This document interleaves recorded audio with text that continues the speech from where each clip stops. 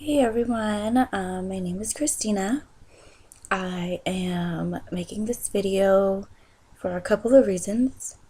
One is because I know a lot of people may have questions and may be just too afraid to ask. Another one is for me to just tell my story for those who are going through the same thing or who will be going through what I'm going through. I guess I'll start with telling you that I am 28 years old. I have not ever been pregnant except for my first pregnancy, which I found out about in January of this year, 2013, on January 15th. It is April 8th, 2013 today, and I guess I'll begin on my journey of losing my baby, which was on March 12th of this year. It was a Tuesday, and a couple days prior to that I had spotting, which was very, very minimal, so I didn't want to make it a big deal because I knew it was normal from what I've heard. But that Tuesday I didn't have any spotting, but when I wiped, when I was in the restroom, there was blood. So that's when I knew it was time to at least get checked and make sure everything was okay. I made an appointment. I was at work at this time. I left work early that day, and I thought I'd be going to the doctor's office by myself because Fabian, my boyfriend, had work, but thank God he called me before I left work and said that he would be meeting me at the doctor's. Thank God, because it was about to turn into the worst day of my life. I got to the doctor's office, and when I was seen by an NP. She checked me, and she said that I had bleeding, but that everything should be okay because my cervix was closed. There was just a lot of pressure down there, which was normal. Gave me a little bit of relief, but there's still something in me that I just needed to know, are you sure? Is everything okay?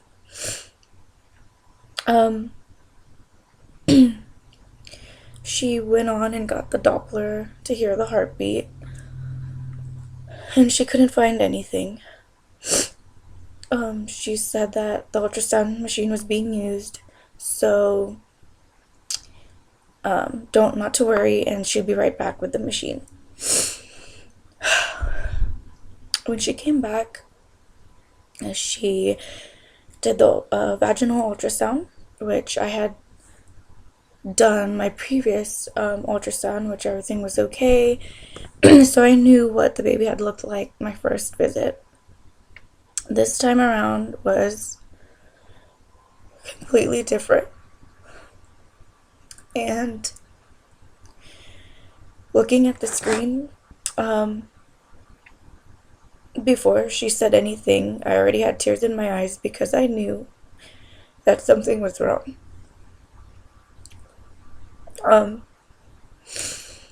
When I looked at the screen, I saw my baby, but unlike the first ultrasound, there was no fluttering of the heart. It was like the longest couple seconds of my life. And she said that the baby had no heartbeat. I cried. All I could do was cry. It was like so unreal. Like, was this really happening?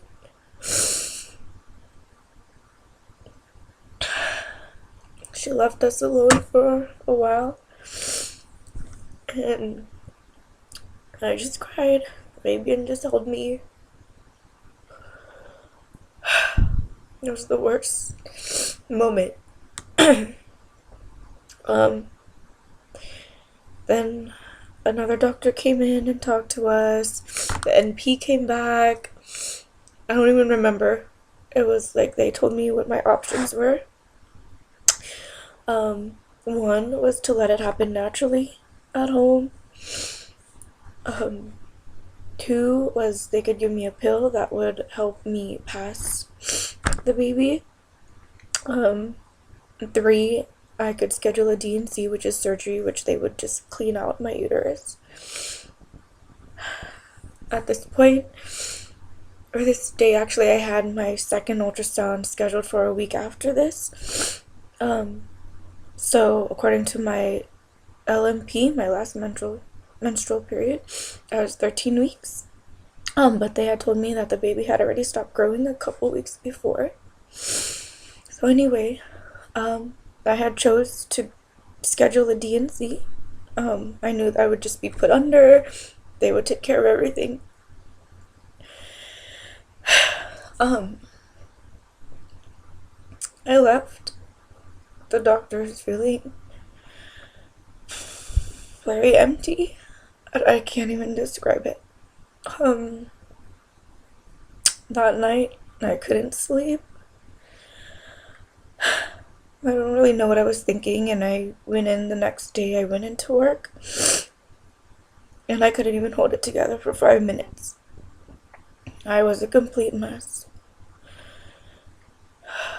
I went home. They sent me home early because I just couldn't hold it together. And I know that day I just returned a lot of things that I had bought. It was just hard to look at everything.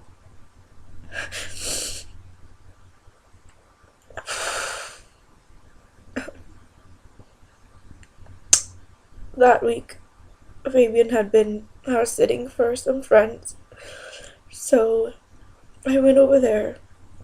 I knew that we needed to be together during this time.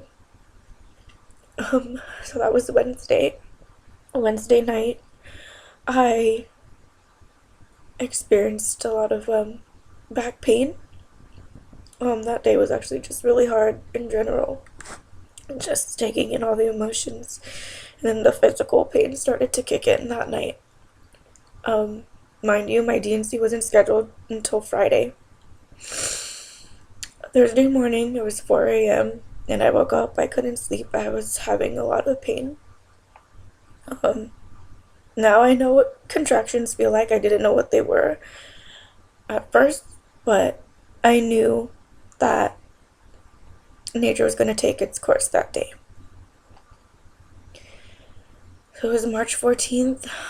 Fabian had to go to work that day, and so I was alone pretty much the whole day before he came home, and the pain would get just very intense. I started to time the contractions in the morning, and they're about 12 minutes apart, but very, very painful. Maybe by 2 o'clock, it was just unbearable, and I called the doctor's office, and they called me in a prescription of Norco, and, excuse me,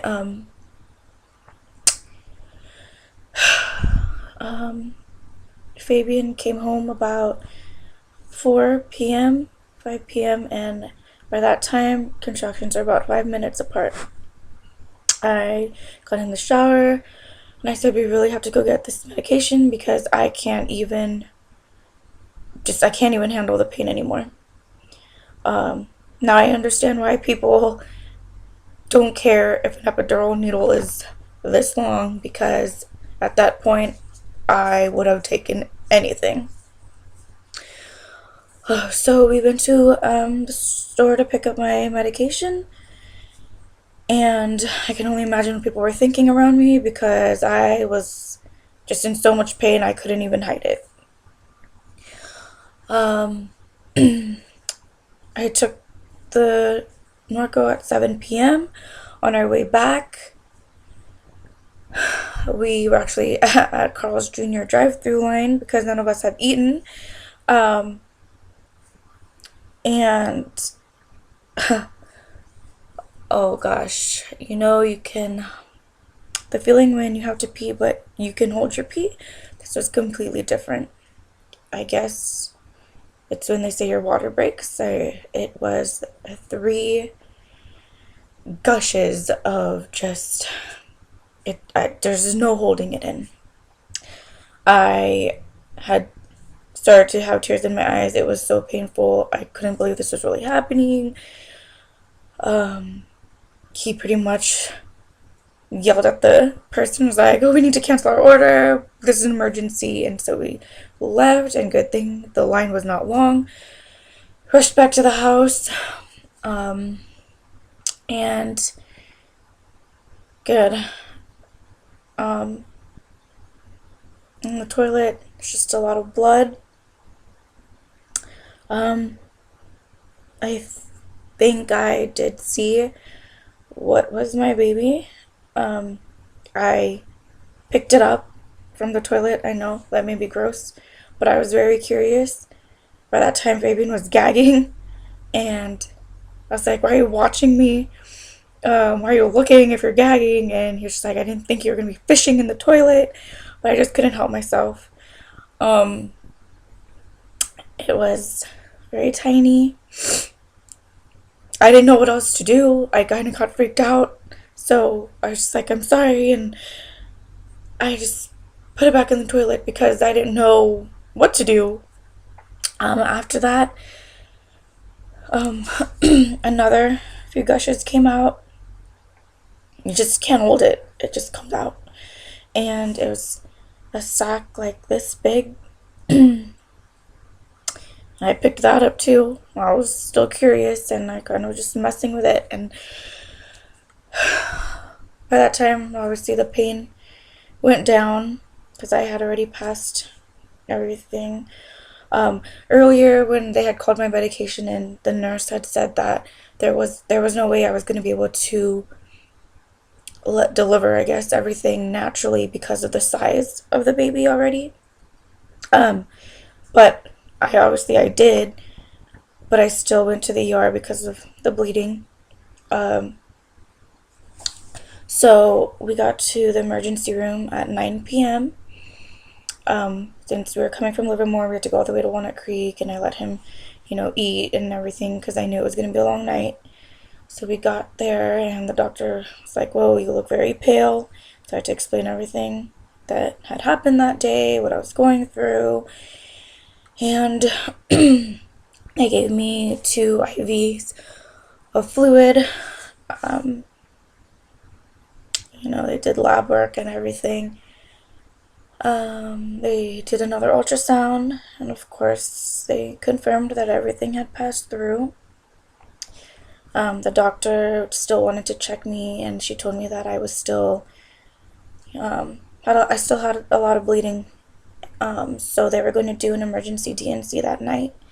They called in one of the doctors at my doctor's office, doctor on call, and she came in, and they prepped me for surgery.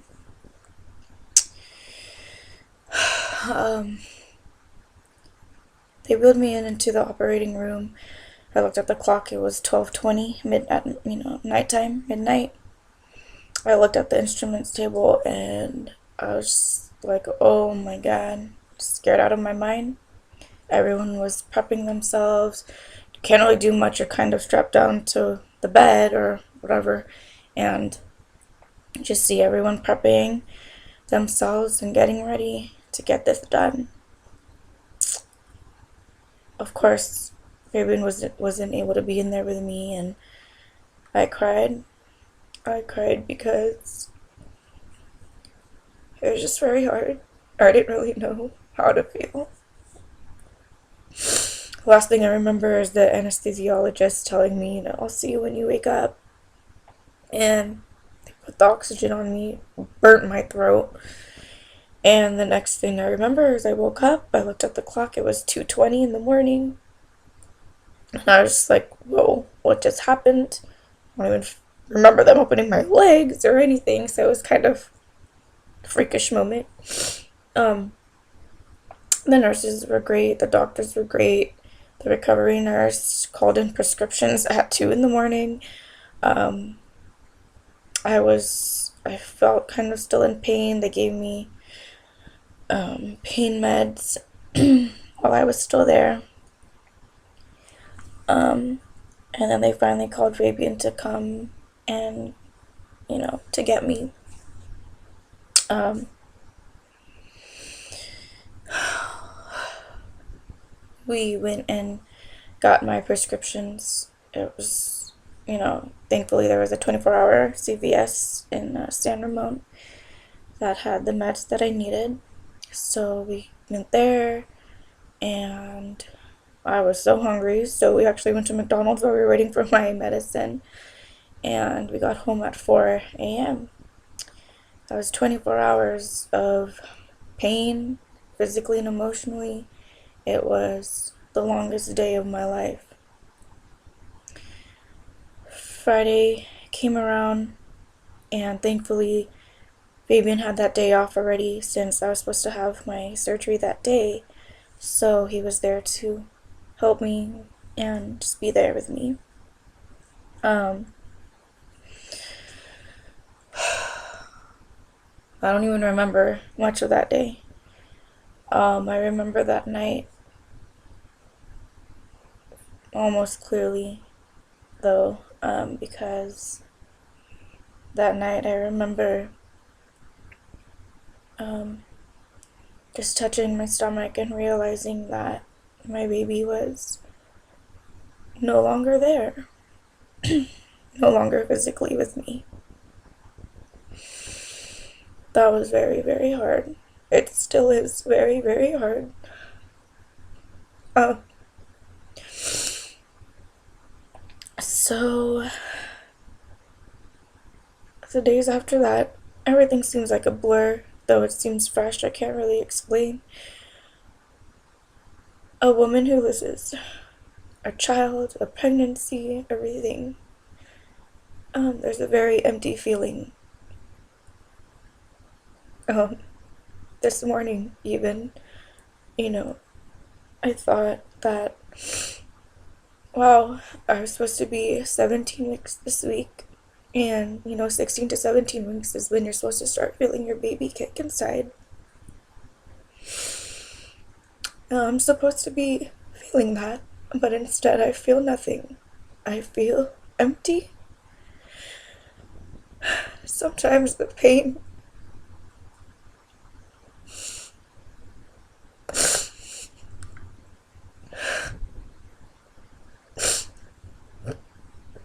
Sometimes the pain feels like it's so much that you want to explode. And other times the pain is just so empty that you feel nothing. I don't know.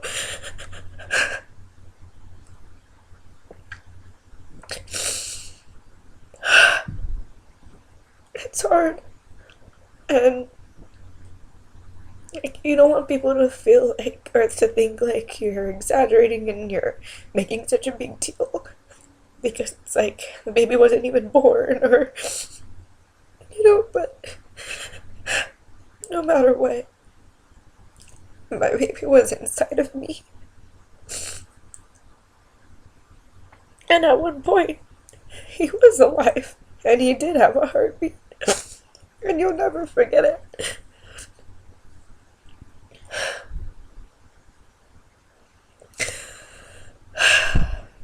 A couple weekends ago, or I don't even know, was that last weekend? Um, it was the Saturday before Easter, or that week before, I had gone back to work.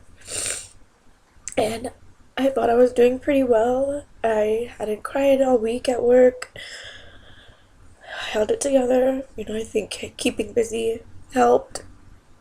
But that Friday, it was March 29th, I lost it.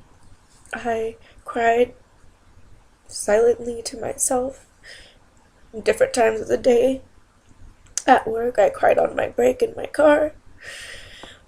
I think a lot of emotions were rolling in because that next day, on that Saturday, we were supposed to find out if we were having a boy or a girl. So that was extremely, extremely painful. Um,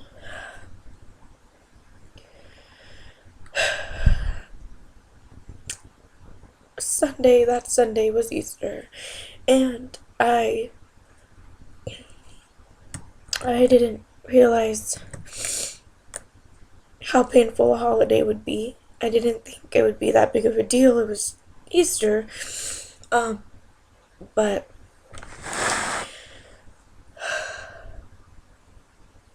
I didn't think it was gonna hit me as hard as it did. Um, Seeing, all the Facebook posts of everyone making baskets and all the kids, and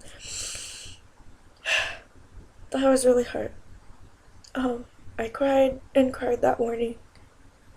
Fabian was with me, and it just made me feel like, will that ever be me? Will I ever have the chance to do that for my own kids? Don't get me wrong, I love my nieces and nephews to death, and I know that I could do all that for them. It's just another feeling of, will I ever be a mom?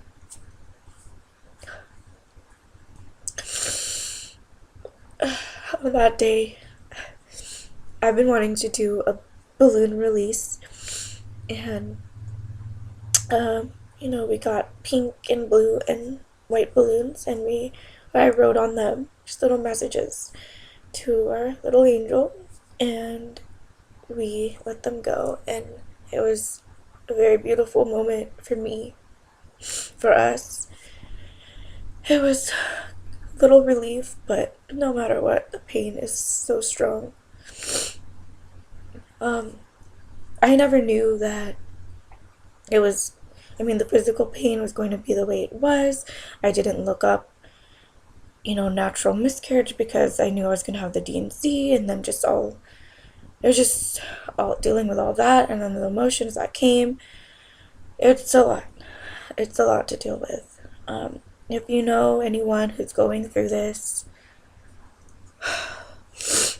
please, just don't ignore it. Don't let them feel that they're alone, because this is the hardest thing I've ever gone through in my life. I know some people think that maybe we shouldn't just mention it because she doesn't want to talk about it, or because it's too painful. Yes, it's going to be painful, but you know what? There's no way around heartache. I think for me, it helps to talk about it. It helps to read poems about it, hear songs about it. And I couldn't even imagine going through this alone. I'm so thankful that I have family and friends who have supported me from day one. And my heart goes out to women who are going through this by themselves, because I couldn't do it. This is just way too much to handle, and I am not that strong. So, now it's just trying to deal with it, coping with the pain, coping with everything. I don't want to be the girl who doesn't like seeing pregnant women or can't see babies. I love kids, I love babies. I think pregnancy is beautiful. But yes, it hurts. It hurts when I see other women who are pregnant, because it's like I'm supposed to be going through the same thing with them. I don't know. It's hard. It's hard to explain the feelings that I feel, the feelings I felt, and I can't even imagine what else is going to come as the weeks go by and more milestones, come, are supposed to happen. Tomorrow I'll be 4 weeks post miscarriage, And, some days I feel like I'm okay, and then at times it just hits when I am a mess. When people ask how I'm doing, of course, all I can say is I'm alright, I'm okay, I'm coping, I'm hanging in there. I mean, what else am I supposed to say? I'm a mess, I cry every night, I don't know. And you don't want to burden people with how you feel, so it's difficult. It's difficult. So, all I can say is if you know someone who's going through this, obviously you're seeing my videos, so one way or another we have had a connection, so please send them my way, let me know, or I, just be there for them. I would love to be able to speak out for people who are going through this because it's very hard.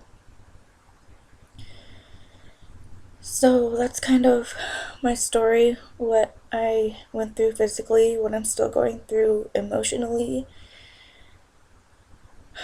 I mean, there's a lot more I probably didn't even include, but it's a lot.